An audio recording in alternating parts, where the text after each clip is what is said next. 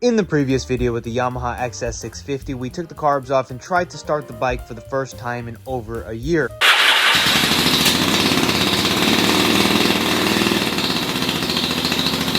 In this episode, we're going to be doing some normal maintenance, getting the bike all dialed in, ready for the next season.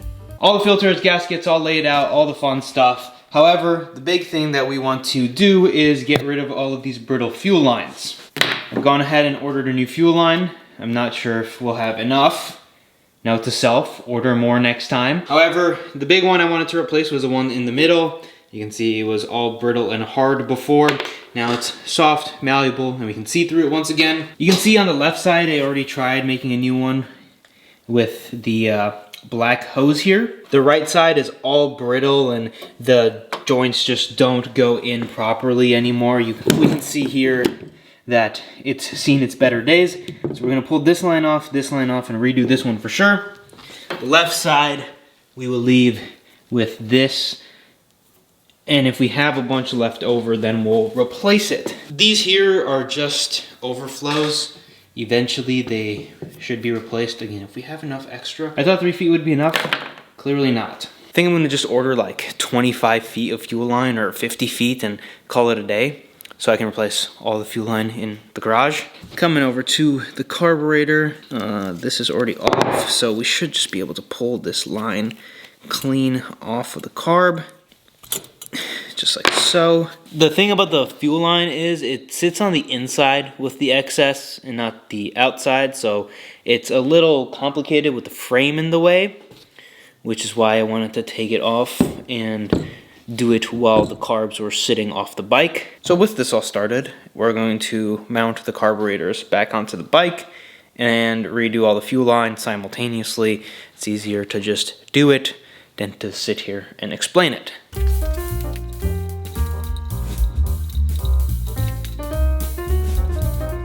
Carbs back on the bike. The one important thing is you want to make sure that these faces are all the way in, and to make sure that, I believe one is a vacuum, and then there's the new fuel line we put in, which is right there. A little tricky to connect, but not the worst thing in the world. Now, before we go on to anything else, the big thing I want to do is the fuel lines.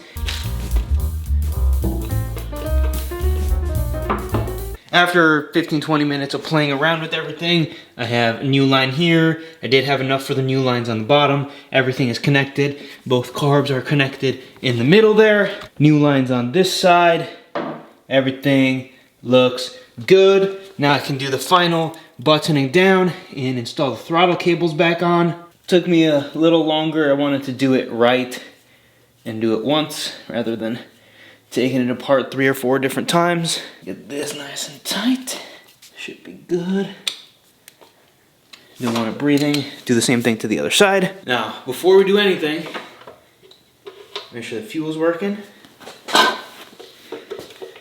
Fuel's into the carburetor. There was one place that looked a little so-so. Come here and make sure she fires.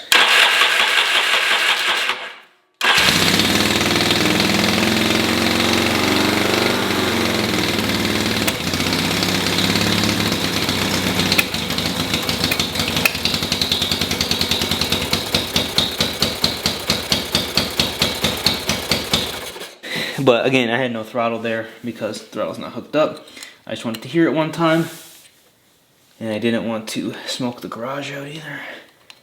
So now, there we go. You got one side, do the same thing to the other. Little note, one thing to check is always make sure that you don't pinch the throttle lines under the tank. So I have to take the tank off now, which is great because everything's all hooked up. But that's what you do. With the throttle fully working, this side works fine. Both seem to be snapping back all right. So both sides seem to be working pretty good. Now we can put the airbox back on. It is also worth noting this stock airbox. 1, 2, 3 bolts holding it together, as well as the cover that goes over it. It's a pretty intense and annoying job to get everything fitted correctly, especially getting this all lined up and the other side back on. Takes about 10 minutes, maybe even longer, to get the air box fully back together if the carbs come off. I've got the left side completely done, but just taking a look at the air filters. This motorcycle has a very interesting filter design. It's talked about the box design is interesting. This is what the old filters used to look like, and we don't want the intake breathing in any of this. I went with a OEM style. Again, people use pod filters. However, I like to use the OEM style as I think it looks better. A major upgrade over the old and the new. I have the box fully back in. I just need to slide the filter in and put the cover back over it. I have the motorcycle parked outside over here. Gonna take it for a quick little spin as everything is now all back together. Fuel taps on both sides, even though technically one might be a reserve as they are linked down below like some of the British bikes are. However, let's see. Actually running. Take it out for a ride. It's been a couple of days since we did everything. I did take it for a ride initially and it rode okay. The bike seemingly is breathing in air. If I start it up, it's going to rev super high and the revs don't come down. However, it rides super nice. See, immediately going to like 4,000. The idle might need to be adjusted, which is very possible.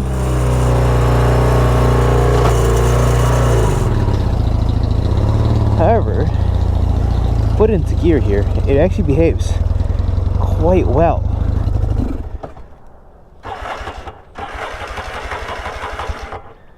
Hello?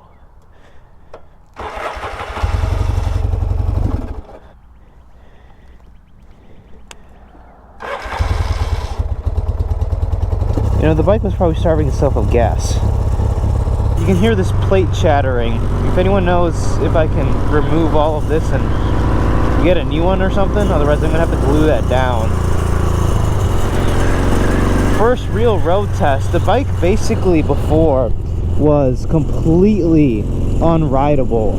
I mean, you wouldn't even be able to do this with the bike after we rebuilt it. Before, the bike handled completely fine. Try not to mess with too many of the settings usually when we rebuild carburetors, especially when it's a good running bike that just needs its carbs redone. I think it just wants to be in the higher RPM because of where the idle's been left off of. I can't see anything. I'm not sure what you guys are seeing right now, other than just pure fog because it is raining. It's a very British day outside here in Wisconsin. It'd be great if this car doesn't back into me. Part of me wants to think that the idle's just set a little high and that just needs to be adjusted. And another part of me thinks that it's breathing in air from somewhere. However, if it was breathing air, I don't know. It could be breathing in like a very minor amount of air, which could be upsetting the machine. If anyone thinks they know what's going on here, let me know for sure. I'm going to wait until a warmer day. It is very cold. I'm wearing my winter jacket, everything right now. I just wanted to take the bike out. We had one good day, the day that I finished the bike, and I couldn't get it to behave properly. It was about 5 degrees or so warmer. Right now it's about 40 degrees Fahrenheit outside, maybe a little less, and it's raining, so it's not great. Riding time is almost here. It feels good to be on a motorcycle, I won't lie, as cold as I am right now.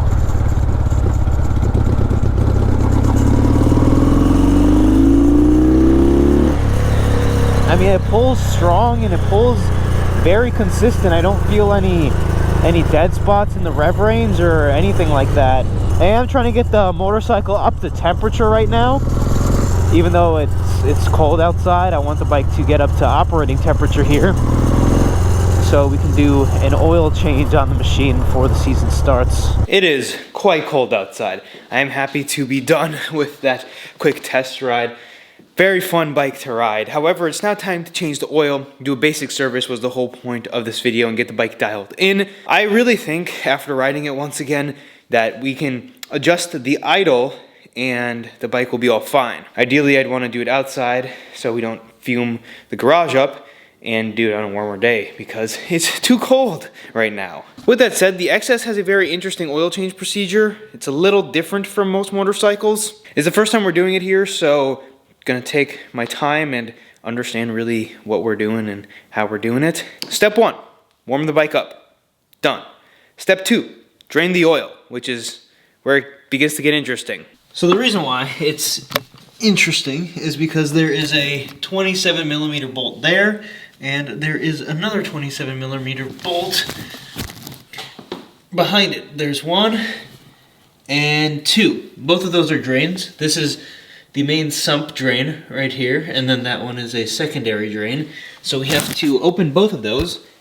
Absolutely massive drain bolts. So let's pop both of those off and then get to the next interesting part of the oil change.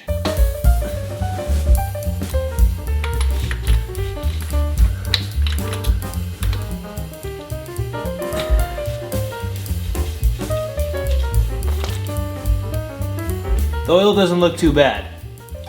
It was recently changed.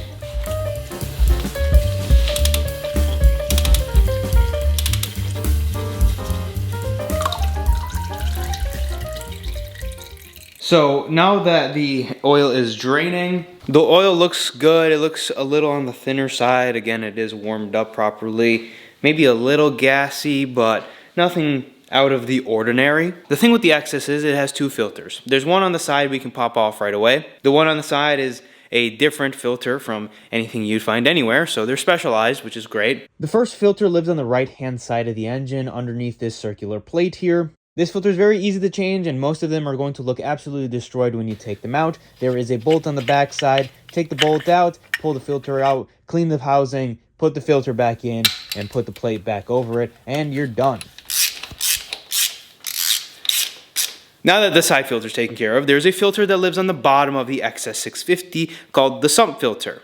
It lives in the sump of the engine. Oil circulates, and even if the side filter gets blocked, oil will continue to circulate into the sump filter. All the oil comes through here and then goes back up through the engine. At the very bottom lives this.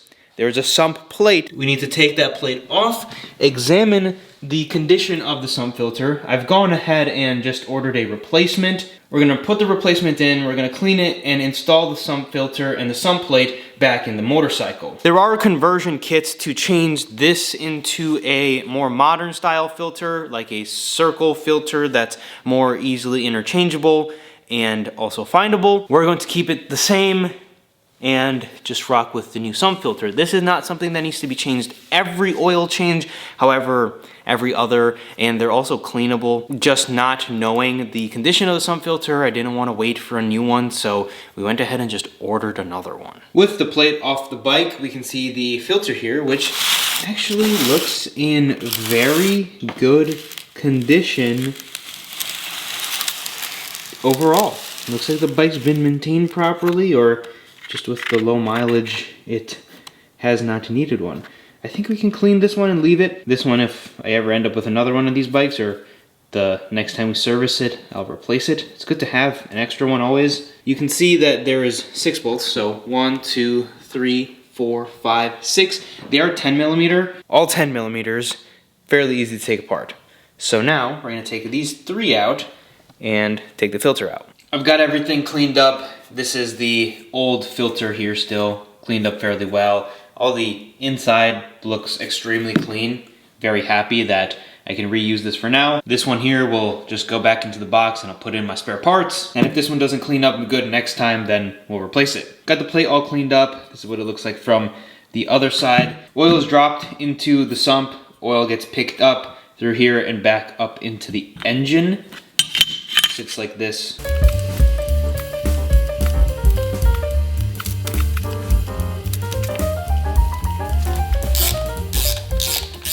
With that, the XS is now all buttoned up underneath. Both the drain plugs are in, the sump filter, the sump plate is back in. I couldn't find exact measurements for the torque on the bolts that connect to the sump plate.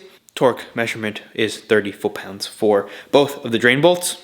Everything is torqued to spec and ready to go for us to add oil. When it comes down to the Xs650, there's two different types of oil we can use. We can use 1040 or 2050. Depending on what climate you live in, you can use different oil. We're gonna use 1040. 1040 is a very standard for what we use in a lot of the other motorcycles. Not only that, we're not gonna be riding it in any cold degree weather or any super, super hot weather.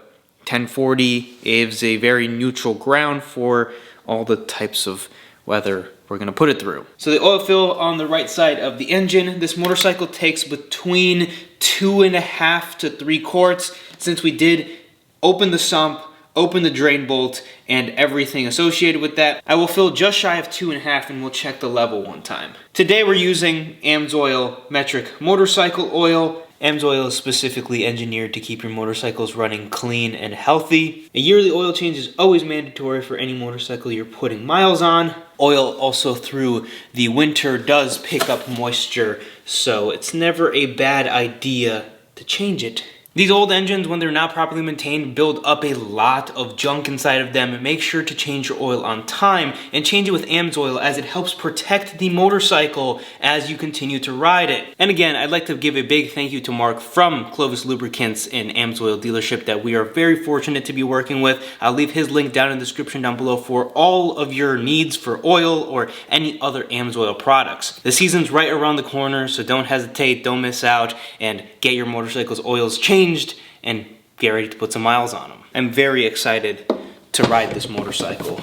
We didn't put any miles on this bike last year and it was quite the shame, although it was sitting on display, so it's not like it was tucked into a corner of the garage that no one was able to appreciate it with. It also does say right on the side of the engine here that it takes 2.5.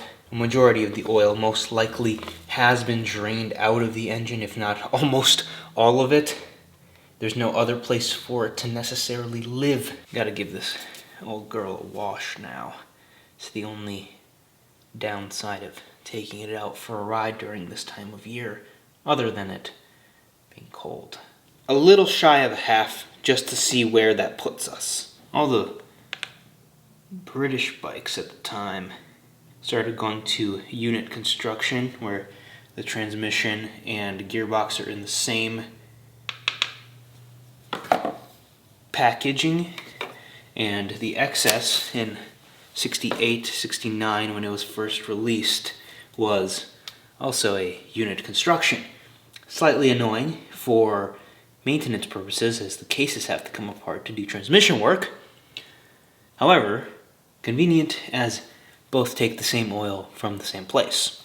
The way to check the oil is to simply get the dipstick to rest down.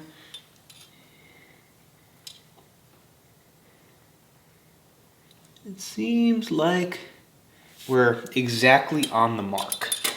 With that said, we're gonna fire the bike up, let it idle for a minute or so. According to the Yamaha's manual and also the forum post I'm reading, don't screw it in. Some motorcycles you have to screw the dipsticks in. On a majority of them, you shouldn't. And on this bike, it's one of the bikes that you should not screw in all the way.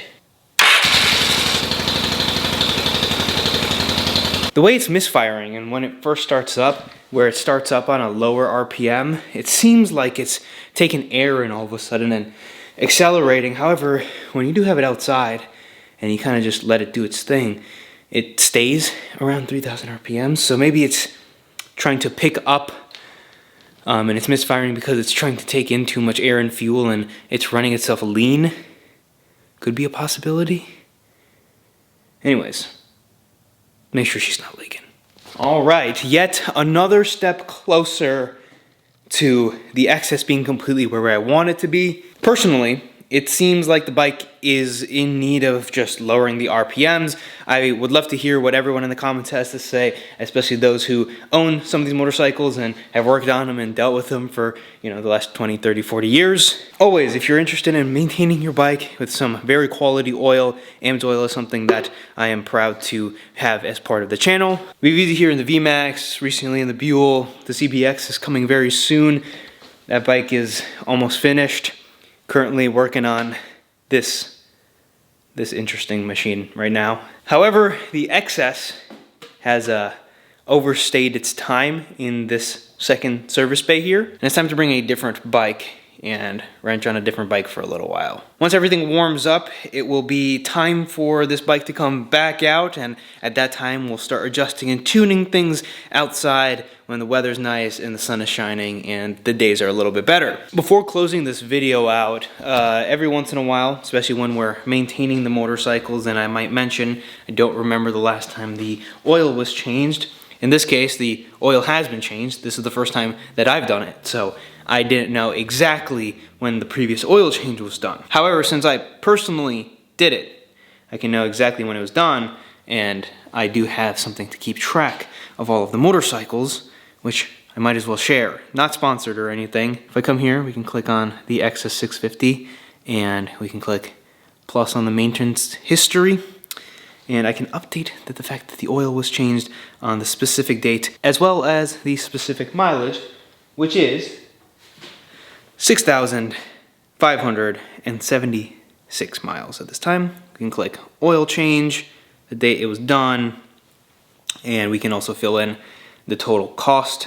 So whenever you do a bit of maintenance, you know the running costs of your machine. Pretty cool. You can also upload invoices onto here, which is also helpful. Now I know, and I don't have to wonder when the last time I did something. We've been keeping track of all our motorcycles on this app for the better part of the last 2-3 years. Anytime I change the oil or whatever we do to the motorcycles, I always try to keep it on here. You can also add to-dos and stuff like that. So if you do have a few motorcycles, you can remember before taking the bike out. I also track mileage on my bikes through here. It's a very fun app. If anyone is interested in picking it up, it's called Carport. Again, not sponsored, just it's a very helpful tool, and in the past, some have mentioned, how do you keep track of your stuff? That's the way that I've preferred to do it. You can also print stuff out, send stuff to the new owners, etc. And you get pretty pictures of all the motorcycles, and you can add pictures. If you've enjoyed this video, make sure to leave a like, and if you're not subscribed to the channel, go down, subscribe, don't miss any future videos. Shop vintageracingclub.co. Our website was recently refreshed with everything. If you're watching this the time it goes out, and if you're not, I'm sure there's still other things on there. Thank you so much for watching, and we'll see you in the next video.